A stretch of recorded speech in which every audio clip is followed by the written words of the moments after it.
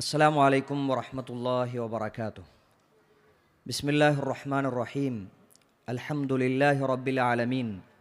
അസ്സലാത്തു വസ്സലാമു അലാ റസൂലിഹിൽ കരീം വഅലാ ആലിഹി വസഹ്ബിഹി അജ്മഈൻ. അമ്മാ ബഅദ്. പ്രിയപ്പെട്ട സഹോദരന്മാരെ, സഹോദരിമാരെ, my body my rights, my body my choice, my body my rules. ഞാൻ എനിക്കിഷ്ടമുള്ളതെല്ലാം ചെയ്യും. മാതാപിതാക്കൾ, അധ്യാപകർ, സമൂഹം ഒന്നും എന്നെ ഉപദേശിക്കാൻ വരണ്ട. മതത്തിൻ്റെ നിയമങ്ങളോ സാമൂഹ്യ വ്യവസ്ഥിതികളോ ഒന്നും എന്നെ ബാധിക്കുകയില്ല എന്നു പറഞ്ഞ് ജീവിച്ച ഒരു പെൺകുട്ടി അവൾക്കിഷ്ടമുള്ള ഒരുത്തനോടൊപ്പം ഇറങ്ങിപ്പോയി. അവൻ്റെ വീട്ടിൽ നിന്ന് ഗാർഹിക പീഡനമുണ്ടായി, മാനസിക ശാരീരിക ഉപദ്രവങ്ങളുണ്ടായി. അവൾ എന്തു ചെയ്യണം? അവൾ പോലീസിൽ പരാതി കൊടുക്കുന്നു, കോടതിയിൽ കേസ് ഫയൽ ചെയ്യുന്നു, കുടുംബത്തിലേക്ക് മടങ്ങുന്നു, കുടുംബത്തിൻ്റെ സപ്പോർട്ട് ചോദിക്കുന്നു, ഫ്രണ്ട്സിൻ്റെ സപ്പോർട്ട് ആവശ്യപ്പെടുന്നു. എന്തേ? അവൾക്ക് ആരോഗ്യമുണ്ടായിരുന്നപ്പോൾ, സന്തോഷമുണ്ടായിരുന്നപ്പോൾ, തോന്നിയതുപോലെ നടക്കാനുള്ള അവസ്ഥയുണ്ടായപ്പോൾ ആരും വേണ്ട എന്ന ചിന്തയും, എന്നാൽ ഒരു പ്രതിസന്ധി വന്നപ്പോൾ എനിക്കെല്ലാവരും വേണം, സമൂഹം എന്നോടൊപ്പം നിൽക്കണം എന്ന ചിന്തയും വരാനുള്ള കാരണം എന്താണ്? സാധാരണഗതിയുള്ളൊരു ജീവിതം നടന്നു പോകുമ്പോൾ ആരും വേണ്ട, ആരോഗ്യമുണ്ട്, സമ്പത്തുണ്ട്, ഇഷ്ടമുള്ളിടത്തേക്ക് പോകാനുള്ള സൗകര്യങ്ങളുണ്ട്, ജോലിയുണ്ട്, വരുമാനമുണ്ട്. ഈ അവസ്ഥയിൽ പറയാൻ പറ്റിയ ഒരാശയമാണ് ഇൻഡിവിജ്വലിസം. അല്ലാതെ പ്രതിസന്ധി ഘട്ടങ്ങളിൽ, പ്രായം കൂടുമ്പോൾ, അവശതകളുണ്ടാകുമ്പോൾ പറയാൻ പറ്റുന്ന ആശയമല്ല. പ്രായമായ ആളുകളെയോ അബലകളായ സ്ത്രീകളെയോ പരിഗണിക്കുന്ന ഒരാശയമല്ല ഇൻഡിവിജ്വലിസം. പറയാനും എഴുതാനും പ്രസംഗിക്കാനും തർക്കിക്കാനും ന്യായീകരിക്കാനുമൊക്കെ പറ്റും, പക്ഷേ പ്രാവർത്തികമാക്കി കാണിച്ചു കൊടുക്കാൻ സാധിക്കുകയില്ല. ഇൻഡിവിജ്വലിസം അടിസ്ഥാനമാക്കി വിജയകരമായി അത് പൂർത്തീകരിച്ച ഒരു നാടിനെയും ഉദാഹരണമായി നമുക്ക് മുമ്പ് കാണുകയില്ല. തീർച്ചയാണത്. ഒരിക്കലും അത് കാണിക്കാൻ ലിബറലുകൾക്കോ നാസ്തികർക്കോ സാധിക്കുകയില്ല എന്നത് ഉറപ്പിച്ചു പറയാൻ സാധിക്കും. അത് ഇംപ്ലിമെൻ്റ് ചെയ്യുന്നത് പോട്ടെ, അതൊന്ന് വ്യക്തമായി വിശദീകരിക്കാനെങ്കിലും ഇവർക്ക് സാധിക്കുമോ? ഇതെങ്ങനെയാണൊന്ന് വർക്ക് ചെയ്യുക എന്നുള്ളത് സാധിക്കൂല. നിയമങ്ങൾ അനുസരിച്ച് ജീവിക്കണം എന്ന്, നിയമങ്ങളൊന്നും വേണ്ട എന്ന് പറയുന്നവർ തന്നെ പറയുന്ന അവസ്ഥയാണ്. മലയാളത്തിലുള്ള അതിൻ്റെ വിശദീകരണങ്ങൾ നമ്മൾ കേൾക്കുമ്പോൾ കൗതുകം തോന്നും. സമൂഹത്തിൻ്റെ വ്യവസ്ഥകളൊന്നും പാലിക്കണ്ട എന്നാണ് ഇത് പറയുന്നതെങ്കിലും നമുക്കത് അംഗീകരിക്കാൻ കഴിയൂല, അത് പാലിച്ചുകൊണ്ടേ നമുക്ക് മുന്നോട്ട് പോകാൻ കഴിയുകയുള്ളൂ എന്ന വിശദീകരണങ്ങളിലേക്ക് അവർക്ക് പോകേണ്ടി വരുന്നത് ഈ ഒരാശയത്തിൻ്റെ അല്പത്തരമാണ്. അല്പം സാമൂഹ്യ ബോധമുള്ള, അല്പം മനുഷ്യത്വമുള്ള ഒരാൾക്കും തന്നെ അംഗീകരിക്കാൻ സാധിക്കാത്ത ഒന്നാണ്. സ്വാർത്ഥ മനസ്സുള്ള ഒരഹങ്കാരിക്ക് മാത്രമേ ഒരു സമ്പൂർണനായ ഇൻഡിവിജ്വലിസ്റ്റിക് ആകാൻ കഴിയൂ എന്നതിൽ യാതൊരു സംശയവുമില്ല. വയനാട് ദുരന്തമുണ്ടായി നമ്മുടെ മുന്നിൽ. ഒട്ടനവധി ആളുകൾ അതിനുവേണ്ടി സഹകരിച്ചു. നമ്മളൊക്കെ അവിടെ പോയി അവിടെ രക്ഷാപ്രവർത്തനങ്ങളിൽ ഇടപെട്ടു. വാഹനങ്ങളിൽ സാധനങ്ങളുമായി നമ്മളവിടെ ചെന്നു. വിശ്വാസികൾ ഒരുപാട് ആളുകൾ അവിടെ ഉണ്ടായിരുന്നു. അവർ തന്നെയായിരുന്നു സേവന രംഗത്ത് മുന്നിൽ. പണം ചെലവഴിച്ചത് അവരായിരുന്നു. പള്ളികളിൽ ആഹ്വാനമുണ്ടായി, ധാരാളം പണം ശേഖരിച്ചു, അതൊക്കെ അവിടേക്ക് കൊടുത്തയച്ചു. പക്ഷേ ആ കൊടുത്തയക്കലിനിടയിലും വിശ്വാസികളുടെ മുദ്ര അവിടെ പതിഞ്ഞു കാണുമ്പോഴും നിരീശ്വരവാദികൾ, യുക്തിവാദികൾ, ലിബറലുകൾ, നാസ്തികർ ചോദിച്ച ചോദ്യം എന്താണ്? നിങ്ങളുടെ ദൈവം എവിടെ എന്ന ചോദ്യമാണ്. ദൈവമുണ്ട് എന്നതിനും വിശ്വാസം കൊണ്ട് ഉപകാരമുണ്ട് എന്നതിനും എല്ലാ തെളിവുകളും കണ്ണുമുന്നിൽ കണ്ടിട്ടും അവർക്ക് ഇതൊന്നും മനസ്സിലായില്ല. എന്നാൽ ഇവർക്ക് ദയയുണ്ടോ? ഇവർക്ക് കാരുണ്യമുണ്ടോ? മനുഷ്യൻ്റെ മനസ്സിലുള്ള നല്ല വികാരങ്ങളൊക്കെ വേണമെന്നാണോ അവർ പറയുന്നത്? ഞങ്ങളോടൊരു ചോദ്യം ചോദിക്കാം. ദയ, കാരുണ്യം, വിനയം, ബഹുമാനം എന്നീ വികാരങ്ങളൊക്കെ മനുഷ്യന് ആവശ്യമുണ്ടോ? ആവശ്യമില്ലേ? ആവശ്യമുണ്ട് എന്ന അഭിപ്രായമുള്ളവരൊക്കെ ഒന്ന് കൈപൊക്കി. ആവശ്യമുണ്ട് എന്ന അഭിപ്രായമുള്ളവർ. ഈ ഇരിക്കുന്ന സദസ്സിൽ കൂടുതൽ ആളുകളും വിശ്വാസികളായതുകൊണ്ടാണ് ആവശ്യമുണ്ട് എന്ന അഭിപ്രായത്തിന് കൂടുതൽ ആളുകൾ വന്നത് എന്ന് നമ്മൾ വിചാരിക്കുന്നുണ്ടോ? അല്ല. ഒരു മനുഷ്യ മനസ്സിൻ്റെ ആദ്യ ഉത്തരം, അല്ലേ? മനുഷ്യ മനസ്സിൻ്റെ ആദ്യ ഉത്തരം, അല്പമെങ്കിലും മനുഷ്യത്വമുള്ള ഏതെങ്കിലും ഒരാളുടെ മനസ്സിലേക്ക് ആദ്യം വരുന്ന ഉത്തരം ഈ സ്വഭാവങ്ങളൊക്കെ ഉണ്ടാകണം എന്നാണ്. എന്നാൽ യഥാർത്ഥ ഇൻഡിവിജ്വലിസ്റ്റിക്കായ ഒരു മനുഷ്യൻ, അയാൾ ആധുനിക മനുഷ്യനെന്ന് സ്വയം പരിചയപ്പെടുത്തുന്നു. അയാൾക്ക് ഈ വികാരം ആവശ്യമുണ്ടോ ഇല്ലേ എന്ന ചോദ്യത്തിന് അയാളുടെ ഉത്തരം എന്താണെന്നറിയോ? അങ്ങനൊന്നും വേണ്ടെന്നാണ്. ധിക്കാരമാണ് നമുക്ക് വേണ്ടത്. താന്തോന്നി, സ്വന്തം തോന്നലനുസരിച്ച് ഇതെല്ലാം നോക്കിയാൽ മതി. തന്നെത്താൻ തീരുമാനിക്കുന്ന ആൾക്കാരെ അപമാനിക്കാൻ വിളിക്കുന്ന വാക്കുകളാണിതെല്ലാം. ഇന്ന് നമ്മുടെ പൗരബോധം എന്ന് പറഞ്ഞാൽ ധിക്കാരി ആയിരിക്കണം, താന്തോന്നി ആയിരിക്കണം, തന്റേടി ആയിരിക്കണം. ഈ 3 എണ്ണമാണ് ഒരു പൗരൻ. മറ്റതങ്ങനല്ല. അനുസരണ വേണം, അച്ചടക്കം വേണം, വിനയം വേണം. അടിമബോധമാണ് ഈ കഴുതകൾ മുഴുവൻ പഠിപ്പിച്ചുകൊണ്ടിരിക്കുന്നത്. ഒരാൾക്ക് താൻ തോന്നിയായി ജീവിക്കണം എന്നാണ്. ഇങ്ങോട്ട് വിശദീകരിക്കുക. താൻ തോന്നി എന്ന് പറഞ്ഞാൽ എന്താണ്? താൻ തോന്നി എന്ന് പറഞ്ഞാൽ തനിക്ക് തോന്നുന്നത് എന്താണ് അത് ചെയ്യുന്നവൻ അത് ചെയ്യണം. വിനയം വേണോ? വേണ്ട. ഒരാൾക്ക് തോന്നിയാസം ചെയ്ത് ജീവിക്കാം, തോന്നിയതുപോലെ ജീവിക്കാം എന്ന് യാതൊരു ഉളുപ്പുമില്ലാതെ പച്ചമലയാളത്തിൽ പ്രസംഗിക്കാൻ അത്തരമൊരു താന്തോന്നിക്ക് കഴിഞ്ഞു. എന്തേ അത്? അയാളുടെ മനസ്സിലെ നിലവാരം അതാണ്. അയാളുടെ നന്മ തിന്മകളെക്കുറിച്ചുള്ള കാഴ്ചപ്പാടാണ് അതാണ്. അയാൾ ഒരു താന്തോന്നിയായി ജീവിക്കാനും ഒരു നിഷേധിയായി ജീവിക്കാനും നിയമങ്ങൾക്കെതിരായി ജീവിക്കാനുമാണ് അയാൾ ആഗ്രഹിക്കുന്നത്. രണ്ടാമതൊരു ചോദ്യം ചോദിക്കട്ടെ. പ്രായമായ ഒരാൾ നിങ്ങൾ കയറിയ ബസ്സിൽ നിങ്ങൾ സീറ്റിലിരിക്കെ കടന്നു വരികയാണ്. ശാരീരിക അവശതകളുണ്ട് അയാൾക്ക്. അയാളെ കണ്ടാൽ എണീറ്റ് കൊടുക്കണമെന്നാണോ അയാൾക്ക് എണീറ്റ് കൊടുക്കണ്ട എന്നാണോ നമ്മളെ അഭിപ്രായം? എന്താ അഭിപ്രായം? ഒന്ന് പറയും. നമ്മൾ സീറ്റ് കൊടുക്കണോ? അയാൾക്ക് കൊടുക്കണോ? കൊടുക്കണമെന്ന് തന്നെയാണ് നമ്മളെല്ലാവരും പറയണത്, അല്ലേ? അതന്നെ എല്ലാവരും പറയുള്ളൂ. ഇയാളോടും അങ്ങനെ ഒരു ചോദ്യം ചോദിച്ചു, ഈ താന്തോന്നിയോട് അങ്ങനെ ഒരു ചോദ്യം ചോദിച്ചു, സീറ്റ് കൊടുക്കണോ? അയാളുടെ മനസ്സിൽ ആദ്യം വന്ന ഉത്തരം, ഈ ഇരിക്കുന്ന അബ്ദുല്ലാബാസിലാണ് അയാളുടെ ചോദ്യം ചോദിച്ചത്. അപ്പോൾ അയാളുടെ മനസ്സിൽ ആദ്യം വന്ന ഉത്തരം സീറ്റ് എന്തായാലും കണിശമായും കൊടുക്കണം. അതാണ് പെട്ടെന്ന് വരുന്ന ഉത്തരം. ഒരു മനുഷ്യൻ്റെ മനസ്സിൽ പെട്ടെന്ന് വരുന്ന ഉത്തരം അതാ. അയാളത് പറഞ്ഞു പോയി. അപ്പോൾ ചോദിച്ചു എന്തിന് എണീറ്റ് കൊടുക്കണം എന്ന ന്യായം പറയാൻ പറഞ്ഞപ്പോൾ അദ്ദേഹത്തിന് മനസ്സിലായി, ഓ ഞാനൊരു ഇൻഡിവിജ്വലിസ്റ്റിക് ആണല്ലോ, ഞാനൊരു അവനവനിസത്തിൻ്റെ ആളാണല്ലോ, എനിക്ക് ഈ മറുപടി പറയാൻ പാടില്ലല്ലോ എന്ന് അയാൾക്ക് അപ്പോൾ ഓർമ്മ വന്നു. അയാൾ പറഞ്ഞു എണീറ്റ് കൊടുക്കേണ്ട ആവശ്യമില്ല. ഞാനിപ്പോ തിരിച്ചു പോകുമ്പോൾ ബസ് കയറുമ്പോൾ ഒരു പ്രായമായ സ്ത്രീ അവിടെ നിൽക്കുകയാണ്, ഞാൻ എഴുന്നേറ്റ് കൊടുക്കണോ വേണ്ടേ? കണിശമായിട്ടും ചെയ്യണം. എന്തിന്? അത് ഇയാൾ ചെയ്യേണ്ട കാര്യമല്ല. ഞാൻ എഴുന്നേറ്റ് കൊടുക്കണോ? ഇയാൾ എണ്ണീറ്റ് കൊടുക്കുന്ന ഇയാൾക്ക് ചെയ്താൽ മതി, വേണമെങ്കിൽ ചെയ്താൽ മതി. ചെയ്യണമെന്നില്ല. നിർബന്ധമേ. അയൽവാസി പട്ടിണി കിടക്കുന്നു, ഞാൻ അതിൽ ഇടപെടേണ്ട കാര്യമേ ഇല്ല. ഇതെന്ത് ലോകമാണ്? അതിനെയാണ് സിസ്റ്റം. വയസ്സായ ആളുകളെ പോലും, അതൊരു സ്ത്രീയാണെങ്കിൽ പോലും, ഒരു ഗർഭിണിയായി അവശത അനുഭവിക്കുന്നവളാണെങ്കിൽ പോലും ഒരു തരത്തിലുള്ള പരിഗണനയും കൊടുക്കണ്ട എന്ന് പറയുന്ന ആശയത്തിൻ്റെ പേരാണ് ഇൻഡിവിജ്വലിസം. വല്ല കഥയുണ്ടോ ഇവർക്ക്? സമൂഹത്തിന് ഇവർക്ക് എന്തെങ്കിലും ഒരു ഉപകാരപ്രദമായ എന്തെങ്കിലും ഒരു ആശയം ഇവർക്ക് പറയാനുണ്ടോ? ഒന്നും പറയാനില്ല, അല്ലേ? സ്വന്തം മനസ്സാക്ഷിയെപ്പോലും അംഗീകരിക്കാതെ അതിനെപ്പോലും അവിശ്വസിച്ചുകൊണ്ട് മാത്രമേ ഒരാൾക്ക് ഇങ്ങനെ മുന്നോട്ട് പോകാൻ കഴിയുകയുള്ളൂ. ഏതൊരു മനുഷ്യൻ്റെയും ജീവിതത്തിൻ്റെ അവസാന സമയം നല്ല ഒരു ജീവിതമാകണം എന്ന് ആഗ്രഹിക്കുമല്ലോ, അല്ലേ? എൻ്റെ അവസാനം നന്നാവണം. വിശ്വാസികളായ നമ്മളൊക്കെ ആഗ്രഹിക്കുന്നത്, അല്ലേ, ലാ ഇലാഹ ഇല്ലല്ലാഹ് എന്ന കലിമത്തു തൗഹീദ് ഉച്ചരിച്ചുകൊണ്ട് ഈ ഭൂമി ലോകത്ത് നിന്ന് എൻ്റെ അവസാന ശ്വാസം നിലക്കണം. അതല്ലേ നമ്മളൊക്കെ ആഗ്രഹിക്കുന്നത്? സംശയമൊന്നുമില്ല. ഇതേപോലെ ഇയാളുടെ ഒരു ആഗ്രഹമുണ്ട് ജീവിതത്തിൽ, അല്ലേ? ഈ തമ്മാടിയുടെ ഒരു ആഗ്രഹമുണ്ട്. എന്താണതെന്നറിയോ? അതുകൊണ്ടാണ് മയക്കുമരുന്ന് നന്നായിട്ട് ഉപയോഗിച്ചിട്ട് മരിക്കേണ്ടത്. രസകരമായി മരിക്കാൻ പറ്റും, വേദനിച്ച് മരിക്കണ്ട. എൻ്റെ മരണത്തെക്കുറിച്ച് നീ എന്തിനാ നോക്കുന്നത്? അതാണ് അയാളുടെ ലൈൻ. എൻ്റെ മരണത്തെക്കുറിച്ച് ഞാൻ ആലോചിച്ചാൽ പോരെ, ഞാൻ എങ്ങനെയെങ്കിലും മരിച്ചോട്ടെ, നീ എന്തിനാ അത് നോക്കുന്നത് എന്ന ലൈനോടുകൂടി ലോകത്തെ വീക്ഷിക്കാൻ ശ്രമിച്ചാൽ, സ്വന്തത്തെ വീക്ഷിക്കാൻ ശ്രമിച്ചാൽ, അല്ലേ, നമ്മളൊക്കെ എന്തെല്ലാം പ്രവർത്തനങ്ങൾ ചെയ്യുന്നു ലഹരിയുടെ ഉപയോഗം ഒന്ന് കുറഞ്ഞു കിട്ടാൻ. സർക്കാർ പ്രൊജക്റ്റുകൾ പ്രഖ്യാപിക്കുന്നുണ്ട്. സ്കൂളുകളിലും കോളേജുകളിലും കമ്മിറ്റികൾ ചേർന്ന്, പിന്നെ ഡിസിപ്ലിൻ കമ്മിറ്റികൾ ചേർന്ന്, ആൻറ്റി ഡ്രഗ് കമ്മിറ്റികൾ ചേർന്ന് വ്യാപകമായ ബോധവൽക്കരണങ്ങൾ നടത്തുന്നു. അങ്ങാടികളിൽ, കവലകളിൽ പ്രോഗ്രാമുകൾ നടത്തുന്നു. ചിന്നക്കട കവലകളിൽ എല്ലാ മതസംഘടനകളും ചേർന്ന്, യുവസംഘടനകളും ചേർന്ന് ഒരു പ്രോഗ്രാം സംഘടിപ്പിക്കുക എന്ന് വിചാരിക്കുക. എന്തിനാണ്? ലഹരിക്കെതിരെയാണ് നമ്മുടെ പ്രോഗ്രാം. എതിരെ എന്ന പേരിൽ, വിസ്ഡം സ്റ്റുഡൻസിൻ്റെ പേരിൽ കേരള സ്റ്റുഡൻസ് കോൺഫറൻസിൻ്റെ ഭാഗമായി ഒരു പ്രോഗ്രാം നടക്കുന്നുണ്ട്, ഒരു ക്യാമ്പയിൻ നടക്കുന്നുണ്ട്. ലഹരിക്കെതിരെ നമ്മൾ ക്യാമ്പയിൻ നടത്തുമ്പോൾ അവനവനിസത്തിൻ്റെ ആൾ, ഒരു ഇൻഡിവിജ്വലിസ്റ്റിക്കായ ആൾ വന്ന് ചോദിക്കണം, എന്തിനാങ്ങൾ ലഹരിനെ എതിർക്കുന്നത്? ലഹരിനെ എതിർക്കേണ്ട ആവശ്യമില്ല, ആൾക്കാർ ഉപയോഗിച്ചോട്ടെ, നിങ്ങൾക്ക് എന്താ അതുകൊണ്ട് തടസ്സം? ലഹരി ഉപയോഗിക്കുന്നതുകൊണ്ട് നിങ്ങൾക്ക് എന്തെങ്കിലും ബുദ്ധിമുട്ടുണ്ടോ എന്ന് ചോദിച്ചാൽ, ഈ ആശയം കേട്ടുകൊണ്ടാണ് നമ്മുടെ മക്കൾ നമ്മളോട് ചോദിക്കുന്നത്, ഞാൻ ഇഷ്ടമുള്ള രൂപത്തിൽ മുടിവെട്ടിയ ഉപ്പാക്ക് എന്താ പ്രശ്നം? ഞാൻ ഇഷ്ടമുള്ള ഡ്രസ്സിട്ട് നടന്നാൽ എന്താ അമ്മാക്ക് പ്രശ്നം എന്ന് മക്കൾ ചോദിക്കണത് അതാണ്, അല്ലേ? ഞാൻ ഇഷ്ടമുള്ള ഡ്രസ്സിട്ട് നടക്കുമെന്ന് സിനിമാ നടിമാർ പറയുന്നുണ്ട്.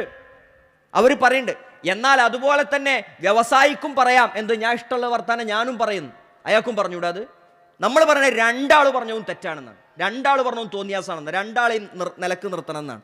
ഇഷ്ടമുള്ളത് ചെയ്യാനുള്ള അവകാശം അങ്ങനെ സമൂഹം കൽപ്പിച്ചു കൊടുക്കാൻ പറ്റൂല എന്നാണ്. നിയമമുണ്ടോ, ഇന്ത്യയിൽ നിയമമുണ്ടോ, ഇന്ത്യൻ നിയമവ്യവസ്ഥയ്ക്കെതിരായി ഞാൻ വല്ലതും ചെയ്തിട്ടുണ്ടോ എന്നൊന്നും ചോദിച്ചതുകൊണ്ട് കാര്യമില്ല. ലഹരിയുടെ വ്യാപനം അല്ലേ, കേരളത്തിൽ ജനുവരി 2-ാം തീയതി പത്രങ്ങളിൽ നമ്മൾ വായിച്ചു എത്ര മദ്യമാണ് കുടിച്ചത് എന്ന്. സോഷ്യൽ ഡ്രിങ്കിങ് എന്ന പേരിൽ നമ്മൾ ലഹരിയുടെ ഉപയോഗം, മദ്യത്തിൻ്റെ ഉപയോഗത്തെ നിസ്സാരവൽക്കരിക്കുകയാണ്. അതൊക്കെ എപ്പോഴെങ്കിലും കൂടുമ്പോൾ കുറച്ച് കുടിക്കണതിന് എന്താ പ്രശ്നം എന്ന ആളുകൾ ചോദിച്ചു തുടങ്ങുകയാണ്. മാരകമായ ലഹരികൾ പിടികൂടുന്നത് സ്കൂൾ വിദ്യാർത്ഥികളുടെ ബാഗിൽ നിന്നാണ്. ഈ അവസ്ഥയിൽ കുട്ടികൾ പറഞ്ഞുകൊണ്ടിരിക്കണം എന്താണെന്നറിയോ? പേടിക്കണം നമ്മൾ ആ വാചകത്തെ. നിയമം മൂലം ഇവിടെ ലഹരി ഉപയോഗം സാർവത്രികമാക്കണം എന്നാണ്. നമ്മുടെ ഇന്ത്യയിൽ സ്ട്രോങ് ആക്കണമെന്ന് തോന്നിയിട്ടുള്ള ഒരു നിയമോ അത് ഞാൻ ഇപ്പൊ പറഞ്ഞു കഴിഞ്ഞാൽ ശരിയാവുമെന്ന് എനിക്ക് അറിഞ്ഞൂടാ. കഞ്ചാവ് ലീഗലാക്കണം, കഞ്ചാവ് ലീഗലാക്കണം, വേറൊന്നും ഞാൻ പറയണില്ല. കഞ്ചാവ് ലീഗലാക്കണം, കഞ്ചാവ് ലീഗലൈസ് ചെയ്യണമെന്നാണ് കുട്ടികൾ പറയണത്. ഏതൊരു തിന്മയോടും മനുഷ്യൻ്റെ മനസ്സിനൊരു മോഹം ഉണ്ടാകും, സംശയമൊന്നുമില്ല. അതെത്ര മ്ലേച്ഛമാണെങ്കിലും അതിൻ്റെ ആഫ്റ്റർ എഫക്റ്റ്, അതിൻ്റെ പരിണിത ഫലങ്ങൾ എത്ര വ്യാപകമായ ദുരന്തങ്ങൾ ഉണ്ടാക്കുന്നതാണെങ്കിലും അതിനോട് മനുഷ്യൻ്റെ മനസ്സിനൊരു മോഹം ഉണ്ടാവും, ഒരു താല്പര്യം ഉണ്ടാവും. അത് വിശുദ്ധ ഖുർആൻ നമുക്ക് പറഞ്ഞു തന്നതാ. ഇന്ന നഫ്സ ലഅമ്മാറത്തുൻ ബിസ്സു. തെറ്റായ കാര്യങ്ങളെ കൊണ്ട്, തിന്മയായ കാര്യങ്ങളെ കൊണ്ട്, മ്ലേച്ഛമായ കാര്യങ്ങളെ കൊണ്ട് മനുഷ്യൻ്റെ മനസ്സ് നമ്മളെ കൽപ്പിച്ചുകൊണ്ടേയിരിക്കും. ഇച്ഛകൾ അത് മോട്ടിവേറ്റ് ചെയ്തുകൊണ്ടേയിരിക്കും. ആ ഇച്ഛക്കടിമപ്പെട്ട് നമ്മൾ ജീവിച്ചാലോ, ഇച്ഛയെ പിൻപറ്റിക്കൊണ്ട് നമ്മൾ ജീവിച്ചാലോ നാളെ പരലോകത്ത് നമുക്ക് രക്ഷയില്ല. എന്നാൽ ഇച്ഛയ്ക്കെതിരായി പ്രവർത്തിച്ച് ഇച്ഛയെ അടിമയാക്കി പടച്ച റബ്ബിൻ്റെ ഇഷ്ടത്തെ നമ്മൾ മുൻപിലാക്കി വെച്ചാലോ നമുക്ക് നാളെ പരലോകത്ത് വിശാലമായ സ്വർഗമാണ് അള്ളാഹു സമ്മാനിച്ചിട്ടുള്ളത്. അവിടെയുള്ള ആസ്വാദനങ്ങൾക്ക് പരിധിയുണ്ടോ? അവിടെയുള്ള സുഖ സൗകര്യങ്ങൾക്ക് പരിധിയുണ്ടോ? ഖാലിദീന ഫീഹാ ലാ യബ്ഗൂന അൻഹാ ഹിവല. അവിടെയുള്ള ആസ്വാദനങ്ങൾക്ക് ഒരിക്കലും മടുപ്പ് വരൂല. ഇതൊന്ന് കഴിഞ്ഞു കിട്ടിയെങ്കിൽ, ഇതൊന്ന് തീർന്നു കിട്ടിയെങ്കിൽ എന്ന പരലോകത്തെ സ്വർഗീയ ആസ്വാദനങ്ങളിൽ ഒന്നിനെ പറ്റിയും നമ്മളാരും വിചാരിക്കുകയില്ല. അത്ര സുന്ദരമായ സ്വർഗം അള്ളാഹു സമ്മാനിക്കുന്നത് ഇച്ഛകൾക്കെതിരായ ദേഹേച്ഛകളോട് ജിഹാദ് ചെയ്ത് അതിനോട് പോരടിച്ച് അതിനെ പരാജയപ്പെടുത്തി അള്ളാഹിൻ്റെ ഇഷ്ടത്തിന് മുൻഗണന കൊടുത്ത ആളുകൾക്കാണ് അള്ളാഹു സുബ്ഹാനഹു വ തആല സ്വർഗം നൽകാം എന്ന് പറഞ്ഞിട്ടുള്ളത്. ഒരു സർക്കാർ സംവിധാനങ്ങൾ മുഴുവൻ പ്രവർത്തിച്ചിട്ടും ഇത്രയധികം സംഘടനകൾ, യുവജന സംഘടനകളൊക്കെ പരിശ്രമിച്ചിട്ടും ലഹരി വ്യാപനം വർദ്ധിക്കുന്ന കാരണത്തെക്കുറിച്ച് നമ്മൾ അന്വേഷിക്കുമ്പോൾ അത് മനുഷ്യൻ്റെ ഇച്ഛയാണ് ഒന്നാമത്തെ കാരണം. പക്ഷേ ഇതിനൊക്കെ പ്രോത്സാഹനം നടങ്ങുന്ന വിഭാഗമുണ്ട്, നവനാസ്തികർ. ഇവരിതിനൊക്കെ പ്രോത്സാഹനം കൊടുക്കുകയാണ്. നിങ്ങൾക്ക് ഇഷ്ടമുണ്ടെങ്കിൽ നിങ്ങൾ ചെയ്തോളി, നിങ്ങൾക്ക് തോന്നുകയാണെങ്കിൽ നിങ്ങൾ ചെയ്തോളി. അതിനെന്തിനാണ് അല്ലേ കഞ്ചാവ് ലീഗലൈസ് ചെയ്യണം എന്ന് പറയുന്നത്? നേരത്തെ പറഞ്ഞ താന്തോന്നിയാണ്. കഷ്ടം പിടിച്ച ഒരു രാജ്യം നമ്മൾ ഉണ്ടാക്കിയെടുത്തിട്ടുണ്ട്. കഞ്ചാവൊക്കെ ലീഗലൈസ് ചെയ്യേണ്ടതാണ്. എന്ത് കുഴപ്പമാണ്? അയാൾ പറയാ കഞ്ചാവ് ലീഗലൈസ് ചെയ്യണം. ഈ കുട്ടികൾക്ക് തെളിവ് കൊടുക്കുകയാണ്. ഒരു വ്യക്തി ലഹരി ഉപയോഗിക്കുന്ന ഒരു വ്യക്തി, അയാൾക്ക് എൻ്റെ മതം എനിക്ക് ലഹരി ഉപയോഗിക്കാൻ അനുവാദം തരുന്നുണ്ട് എന്ന് അയാൾ പറയില്ല. എനിക്കിത് ഉപയോഗിച്ചാൽ ആരോഗ്യപരമായി ഗുണമുണ്ട് എന്ന് അയാൾക്ക് ന്യായീകരിക്കാൻ കഴിയുമോ? ന്യായീകരിക്കാൻ കഴിയില്ല. അയാൾക്ക് ന്യായീകരിക്കാവുന്ന ഏക വാചകം ഞാൻ ഉപയോഗിച്ചാൽ നിങ്ങൾക്കെന്താ കുഴപ്പം എന്ന ഒറ്റ ചോദ്യം. ഞാൻ ഉപയോഗിച്ചാൽ നിങ്ങൾക്ക് എന്താ കുഴപ്പം അല്ലേ? എനിക്കതിലൂടെ ആസ്വാദനം കിട്ടുന്നുണ്ട്, ആസ്വാദനം കിട്ടുന്നതെല്ലാം ശരിയാണ്, അതാണ് ഒരു ന്യായം. ഞാൻ ഉപയോഗിക്കുന്നതുകൊണ്ട് നിങ്ങൾക്ക് വല്ല തടസ്സം ഉണ്ടാവുണ്ടോ, അതിൻ്റെ സ്വാതന്ത്ര്യത്തിൽപ്പെട്ടതല്ലേ എന്ന ചോദ്യം, അതാണ് അടുത്ത പ്രശ്നം. ഇങ്ങനെ കുറേ ഇസങ്ങൾ പറഞ്ഞ്, കുറേ ആശയങ്ങൾ പറഞ്ഞ് ആളുകളെ വഞ്ചിച്ചുകൊണ്ട്, പറ്റിച്ചുകൊണ്ട് തെറ്റിലേക്കുള്ള, തിന്മയിലേക്കുള്ള വഴി ഒരുക്കി കൊടുക്കുകയാണ്. എന്നിട്ട് അവർ പറയണതോ, നിങ്ങൾ മതങ്ങളിലേക്ക് ചുരുങ്ങുമ്പോൾ ഞങ്ങൾ മനുഷ്യരിലേക്ക് പടരുകയാണ് എന്നാണ്. കേട്ടാ വലിയ രസമുള്ള വാക്കാ. നിങ്ങൾ മനുഷ്യരിലേക്ക് പടരുകയല്ല, നിങ്ങൾ രോഗം പടർത്തുകയാണ് ചെയ്യണത്. നിങ്ങൾ തോന്നിയാസം പ്രചരിപ്പിക്കുകയാണ് ചെയ്യണത്. നിങ്ങൾ അവിവേകത്തിന് കൂട്ടുനിൽക്കുകയാണ് ചെയ്യണത്. അല്ലാതെ നിങ്ങളെ കൊണ്ട് സമൂഹത്തിന് യാതൊരു ഉപകാരവും ഉണ്ടാകുന്നില്ല. മാത്രമല്ല ഇവരെ കൊണ്ട് സമൂഹത്തിന് ഒരുപാട് ദുരന്തങ്ങളുണ്ട്, ഒരുപാട് നഷ്ടങ്ങളുണ്ട്. നിങ്ങൾ ഇഷ്ടമുള്ളതൊക്കെ ചെയ്തോളി, നിങ്ങൾ ഇഷ്ടമുള്ളതൊക്കെ പ്രവർത്തിച്ചോളി എന്ന് പറയുമ്പോൾ എന്തെല്ലാം തോന്നിയാസങ്ങൾക്ക് നമ്മുടെ നാട് സാക്ഷ്യം വഹിച്ചു. ഞാൻ ആണാണെന്ന് പറയുന്ന പെണ്ണുങ്ങൾ, ഞാൻ പെണ്ണാണെന്ന് പറയുന്ന ആണുങ്ങൾ, എനിക്ക് ആണിനോടാണ് അട്രാക്ഷൻ എന്ന് പറയുന്ന ആണുങ്ങൾ, എനിക്ക് പെണ്ണിനോടാണ് താല്പര്യമെന്ന് പറയുന്ന സ്ത്രീകൾ, ഇതൊക്കെ നമ്മൾ കണ്ടില്ലേ? അവരൊരുമിച്ച് ജീവിക്കുകയാണ്, താമസിക്കുകയാണ്. എൻ്റെ സെക്ഷൽ ഓറിയൻറ്റേഷൻ അങ്ങനെയാണ് പറയാ. ജെൻഡർ സ്പെക്ട്രത്തിൽ ഞാൻ ലെസ്ബിയനാണ്. അതെന്താ? എനിക്കങ്ങനെയാണ് തോന്നിയത്. ഞാൻ തിരിച്ചു ചോദ്യം ചോദിച്ചില്ലേ മക്കൾ? ക്യാമ്പസ് വിദ്യാർത്ഥികൾ ചോദിച്ചു, കുട്ടികളോട് അങ്ങനെ താല്പര്യം തോന്നുന്ന ആളുകളുണ്ടെങ്കിൽ അതിനെ നിങ്ങൾ അംഗീകരിക്കുമോ എന്ന ചോദ്യത്തിന് എന്താ മറുപടി? അങ്ങനത്തെ ആളുകളില്ലേ? മൃതദേഹത്തോട് താല്പര്യം തോന്നുന്ന ആളുകളില്ലേ? അതും അംഗീകരിക്കാൻ പറ്റുമോ? മൃഗങ്ങളോട് താല്പര്യം തോന്നുന്ന ആളുകളില്ലേ? അതിനെ അംഗീകരിക്കാൻ പറ്റുമോ? എല്ലാ തോന്നലിനെയും അംഗീകരിച്ചു കൊടുത്താൽ, ഓരോരുത്തരുടെയും ഇഷ്ടങ്ങളെ അംഗീകരിച്ചു കൊടുത്താൽ ഈ നാട് എന്തായി മാറും? കുട്ടിച്ചോറാവില്ലേ നാട്? ആരോഗ്യ അടിയന്തരാവസ്ഥ പ്രഖ്യാപിച്ചിരുന്നു നമ്മുടെ നാട്. WHO ആണ് പ്രഖ്യാപിച്ചത്. അന്ന് ഗേ അനുരാഗികളോട്, സ്വവർഗ അനുരാഗികളോട് WHO പറഞ്ഞത് ഈ ഏർപ്പാട് നിർത്തിക്കോളിയെന്നാണ്.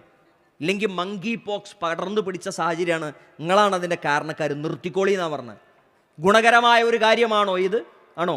ഉപകാരപ്രദമായ ഒന്നാണോ ഇത്? അല്ല. എല്ലാ തോന്നലുകളെയും അംഗീകരിക്കില്ല. ഈ ക്യാമ്പസിൽ കൂടിയിരിക്കുന്ന കുട്ടികൾക്കിടയിലേക്ക് ഞാനൊരു ചെന്നായയാണെന്ന് പറഞ്ഞ് കടന്നു വന്ന് കടിച്ചു കീറിയാൽ നിങ്ങൾ എന്താ ചെയ്യുക? എന്നെ എന്തു പറഞ്ഞാണ് നിങ്ങൾ തടഞ്ഞു നിർത്തുക എന്ന പെൺകുട്ടിയുടെ ചോദ്യത്തിന് ചാനൽ അവതാരകർക്ക് മറുപടി പറയാൻ കഴിഞ്ഞിട്ടില്ല. പ്രിയമുള്ളവരെ, ഇൻഡിവിജ്വലിസം എന്നത് ഒരു നശിച്ച ആശയമാണ്. അവനവനിസം എന്നത് ഒരിക്കലും പ്രാക്ടിക്കലായി നടപ്പിലാക്കാൻ സാധിക്കാത്ത, രാഷ്ട്രങ്ങൾക്കോ വ്യക്തികൾക്കോ കുടുംബങ്ങൾക്കോ ഒന്നും നടപ്പിലാക്കാൻ സാധിക്കാത്ത, വലിച്ചെറിയേണ്ട, അകറ്റി നിർത്തേണ്ട ഒരാശയമാണ്. നാശവിനാശകാരിയായ ഒരാശയമാണ്, സാമൂഹ്യ വിരുദ്ധമായ ആശയമാണ് എന്നതിൽ യാതൊരു സംശയവുമില്ല. നോക്കൂ, നമ്മുടെ നാട്ടിൽ ഒരു കുട്ടി ജനിച്ചു വീഴുകയാണെങ്കിൽ ആ കുട്ടി മാതാപിതാക്കളുടെ കൈകളിലേക്കാണ്, കുടുംബത്തിൻ്റെ കൈകളിലേക്കാണ് ആ കുട്ടി പിറന്നു വീഴുന്നത്. പരിലാളനകളിൽ ആ കുട്ടി വളരുകയാണ്. അവൻ്റെ ഓരോ വളർച്ചയും ഘട്ടം ഘട്ടമായി നോക്കിക്കാണാനുള്ള കുടുംബങ്ങൾ അവനുണ്ട്. അവൻ്റെ കൗതുകമുള്ള സംസാരങ്ങൾ, കുസൃതികൾ, അതെല്ലാം അവരാസ്വദിക്കുന്നുണ്ട്. അവനെക്കുറിച്ച്, അവളെക്കുറിച്ച് നൂറുനാവിൽ സംസാരിക്കുന്നുണ്ട് പലരോടും. അത് കേൾക്കാനും ആളുകളുണ്ടാകുന്നുണ്ട്. സ്കൂൾ പഠനം, കോളേജ് പഠനം, വിവാഹം, അതിനെല്ലാം അവനോടൊപ്പം കുടുംബമുണ്ട്, അവൻ്റെ സമൂഹമുണ്ട്. അവൻ വളർന്നു വലുതാകുന്നു, ജോലി കിട്ടുന്നു, അവൻ വിവാഹം കഴിക്കുന്നു, അവൻ കുടുംബജീവിതം നയിക്കുന്നു, മക്കളോടുള്ള കടമകൾ അവൻ നിറവേറ്റുന്നു. അവന് പ്രായമായി റിട്ടയർ ചെയ്യുമ്പോൾ അവൻ്റെ മക്കൾ അവനെ പരിപാലിക്കുന്നു.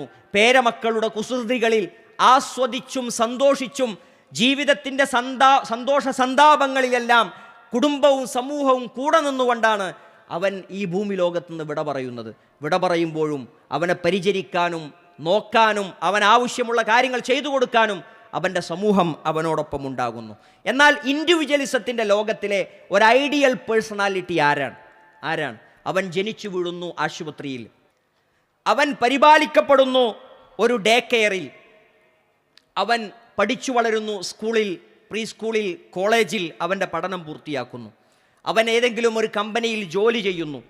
അതിനിടയിൽ എപ്പോഴോ അവൻ്റെ ഇഷ്ടപ്പെട്ട ഒരാളുമായി ജീവിതം അയാൾ പങ്കുവെക്കുന്നു. എപ്പോഴോ ഒരു പങ്കാളിയെ അവൻ കണ്ടെത്തുന്നു. അവൻ്റെ ജീവിതാവസാനം എങ്ങനെയായിരിക്കും? ആ ചോദ്യമാണ് പ്രസക്തം. പ്രായമായി, കൂടെയാരുമില്ലാത്ത, ഒറ്റക്കാകുന്ന, പരിചരണം ആവശ്യമുള്ളപ്പോൾ അവൻ എന്തായിരിക്കും അവസ്ഥ? ആരെങ്കിലും ഉണ്ടോ? മക്കളുണ്ടോ? 18 വയസ്സായപ്പോൾ നിങ്ങൾ സ്വതന്ത്രരാണെന്ന് പറഞ്ഞയച്ചു. മാതാപിതാക്കളോട് കടമകളില്ല, ബാധ്യതകളില്ല എന്നവൻ മനസ്സിലാക്കി, അല്ലേ? പിന്നെ അവനെ നോക്കാൻ ആളുണ്ടോ? ഇല്ല.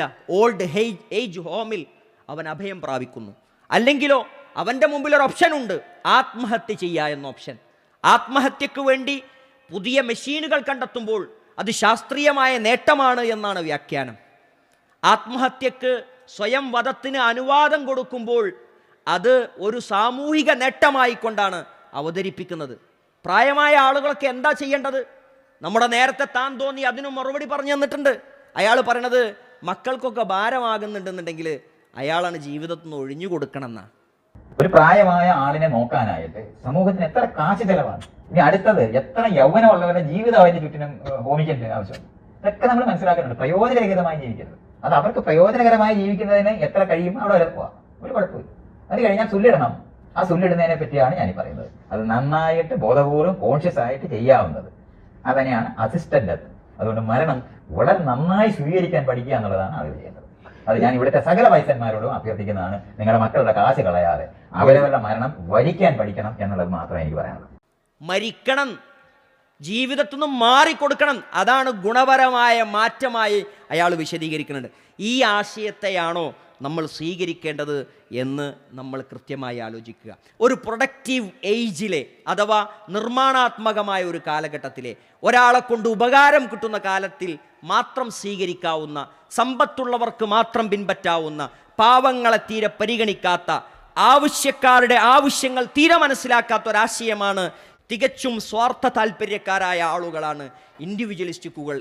തങ്ങൾക്ക് കിട്ടാനുള്ള അവകാശങ്ങളെക്കുറിച്ച് അവർ സംസാരിച്ചു കൊണ്ടേയിരിക്കും, എന്നാൽ ബാധ്യതകളെക്കുറിച്ച് അവർക്ക് ഒരിക്കലും സംസാരിക്കാൻ പറ്റുകയില്ല.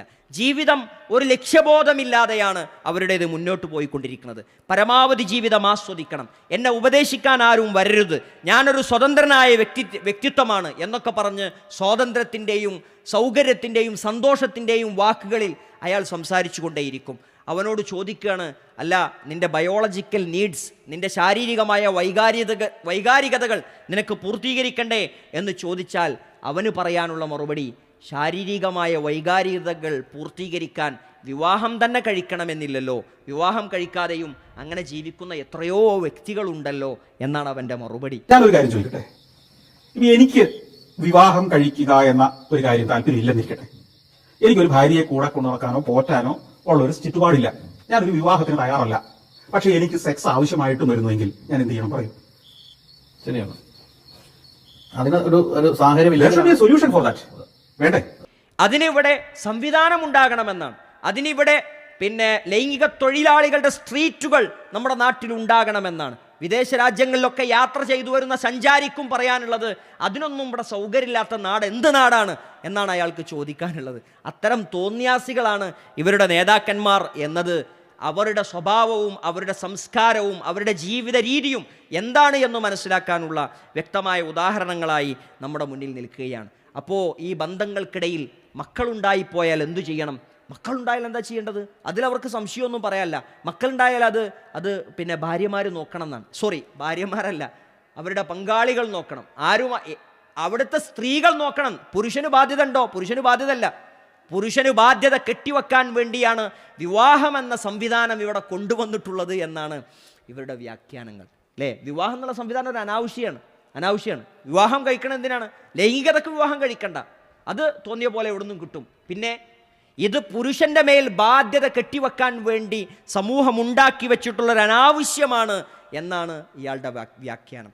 പക്ഷേ ഇയാൾക്കൊരു തിരിച്ചറിവുണ്ടായിട്ടുണ്ട്. നമ്മുടെ നേരത്തെ താന്തോന്നിക്ക് ഒരു തിരിച്ചറിവുണ്ടായിട്ടുണ്ട്. അയാൾ അമേരിക്കയിലേക്കൊക്കെ ഒന്ന് പോയി ഒന്ന് കറങ്ങി വന്ന് തിരിച്ച് നാട്ടിൽ വന്നപ്പോൾ അയാൾ കൊടുത്ത ഇന്റർവ്യൂവിൽ പറയുന്ന രസകരമായ ചില തമാശകളുണ്ട്. ഏറ്റവും കൂടുതൽ ഞാൻ ഒബ്സർവ് ചെയ്തെന്ന് പറഞ്ഞാല് നമ്മുടെ വണ്ടി ഒന്ന് ബ്രേക്ക് ഡൗൺ ചെയ്തത് സിസ്റ്റം എന്നുള്ള നിലവാരത്തിൽ ഫോൺ വിളിച്ചിട്ട് ആരെങ്കിലും വരുന്നവരെ അവിടെ ഇരിക്കുമ്പോൾ നമുക്ക് തൊട്ടടുത്തൊരു വീട്ടില് സ്വാഭാവികമായിട്ട് നമ്മുടെ നാട്ടിലാണെങ്കിൽ ആളുകൾ ചോദിക്കും എന്താ സംഭവിച്ചു വേണോന്ന് ചോദിക്കുന്നതാണ്. ആ ലോകമില്ല, സിസ്റ്റം കൊണ്ട് മാത്രം കിട്ടുന്നതേ ഉള്ളു.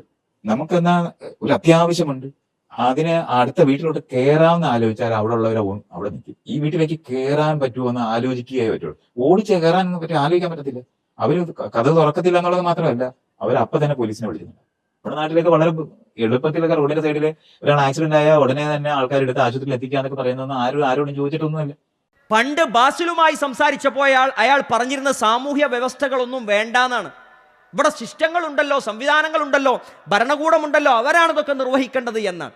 സിസ്റ്റങ്ങളെ വലിയ പ്രൊമോട്ട് ചെയ്ത് സംസാരിച്ചിരുന്നു. ഇപ്പം അയാൾക്ക് സിസ്റ്റങ്ങളൊന്നും പറ്റൂല. അയാൾ പറയാണ് വലിയ കഷ്ടമാണ് അവിടെ വണ്ടി കേടായാൽ നമ്മൾ തന്നെ നന്നാക്കണം. വണ്ടി കേടായ ഫോൺ വിളിച്ച് ആൾ വരാൻ കാത്തിരിക്കണം, ഒരാളും സഹായിക്കൂല. എന്നാൽ അടുത്ത വീട്ടിൽ പോയിട്ടൊരു പച്ചവെള്ളം ചോദിക്കാൻ പറ്റും, അതുപോലും ചോദിക്കാൻ പറ്റൂല. അങ്ങനത്തെ അവസ്ഥകളെക്കുറിച്ച് അയാൾ തിരിച്ചറിഞ്ഞു. ഇൻഡിവിജ്വലിസം സമ്പൂർണ്ണമായി നടപ്പിലാക്കാൻ ശ്രമിച്ച രാജ്യങ്ങളിലെ സാമൂഹ്യാവസ്ഥകൾ നേരിട്ട് കണ്ട് അയാൾ മനസ്സിലാക്കിയപ്പോൾ അയാൾക്ക് മാറ്റി പറയേണ്ടി വന്നു. നമുക്കേ അത് മനസ്സിലാക്കാൻ ഈ അവസ്ഥകൾ അനുഭവിച്ചറിയണം എന്നില്ല.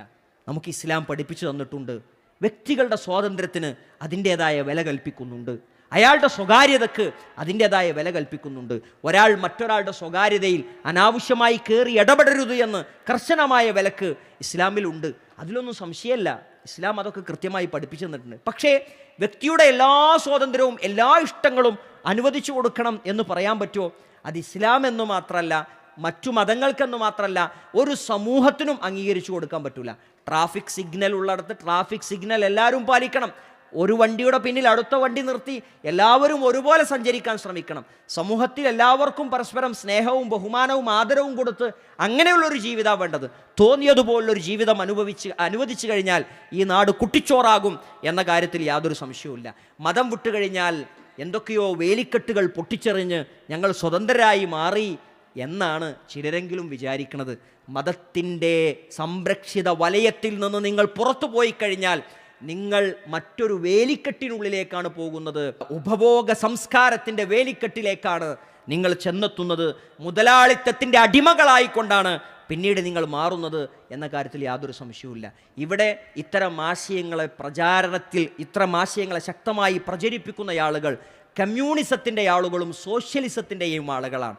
അവരുടെ പാർട്ടിയുടെ പേരിലും അവരുടെ കൊടിയുടെ പേരിലും അവരുടെ വിദ്യാർത്ഥി സംഘടനകളുടെ പേരിലും ഈ ആശയങ്ങൾക്ക് ശക്തമായ പ്രചാരം കൊടുക്കുന്ന കൗതുകമുള്ള കാഴ്ച നമ്മൾ കാണും.